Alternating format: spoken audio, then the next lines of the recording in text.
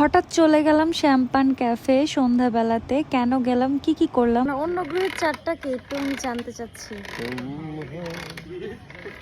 আমাকে যদি একটু বলতো। এই যে অন্ধকারের মধ্যে গাছের মধ্যে দিয়ে যে লাইটগুলো দেখা যাচ্ছে, কিসের বলেন তো? হঠাৎ করে সন্ধ্যায় আমার খুব বেশি মনটা খারাপ লাগছিল, যে অনেক বেশি আমার ঢাকার কথা মনে পড়ছিল, যে আমি ঢাকায় যাব, অনেক দিন যায় না, মনটা অনেক খারাপ লাগছিল। তখন আপনাদের সাদমান ভাইয়া বলছিল চলো তোমাকে একটু বাহিরে ঘুরিয়ে নিয়ে আসি। আপনাদের সাদমান ভাইয়া আমার মন খারাপ থাকলে ওর নিজেরও ভালো লাগে না, ও তখন কিভাবে মন ভালো করবে সেটা নিয়ে ব্যস্ত থাকে। আলহামদুলিল্লাহ ও মানে আমার খুশিটাকে অনেক বেশি প্রায়োরিটি দেয়। এরপরেও আমাকে নিয়ে আসে আপনাদের সেই চিরচেনা শ্যাম্পান ক্যাফে।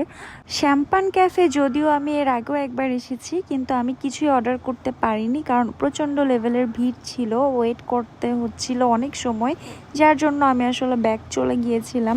এরপরে যাওয়ার পরে দেখি ওনাদের এখানে জাস্ট চাউমিন আর হচ্ছে পাস্তা আর চিকেন ফ্রাই ছিল, আর কোনো কিছু ছিল না। কিন্তু আমি আসলে চা খাওয়ার উদ্দেশ্যে বের হয়েছিলাম, আমার মনে হচ্ছিল আমি একটু চা খাবো, কিন্তু ওখানে আসলে চা ছিল না, চা কফি কোনোটাই ছিল না। কোনো রেস্টুরেন্ট বা ক্যাফে যেটাই বলেন, চা আর কফি যদি না থাকে আমার কাছে ভালো লাগে না, যেটা মানে টু বি ভেরি অনেস্ট। কারণ আমার কাছে মনে হয় চা কফি কেন থাকবে না, বাইরে আসবো, চা খাবো, কফি খাবো, এটা একটা মানে অন্যরকম মজা। এই এই এই মেনুতে কেন এরা চা কফি এগুলা কেন অ্যাভেলেবেল রাখে না? আর আমার কাছে মনে হয় এনি টাইম ছেলে বলেন মেয়ে বলেন কোনো একটা জায়গায় চা আর কফি এটা চলবেই, মানুষ আর কিছু খাক না খাক, চা কফি সিগারেট এগুলা কিন্তু আসলে চলে, যেটা সত্যি কথা। এরপরে আমি এই দোলনাটায় বসলাম, তাছাড়া সবকিছু ওভারঅল ভালো লেগেছে আমার। তুমি কি বাচ্চা? বাচ্চা তুমি কি বাচ্চা হয়ে গেছো? এখানে বাচ্চারা ওঠে।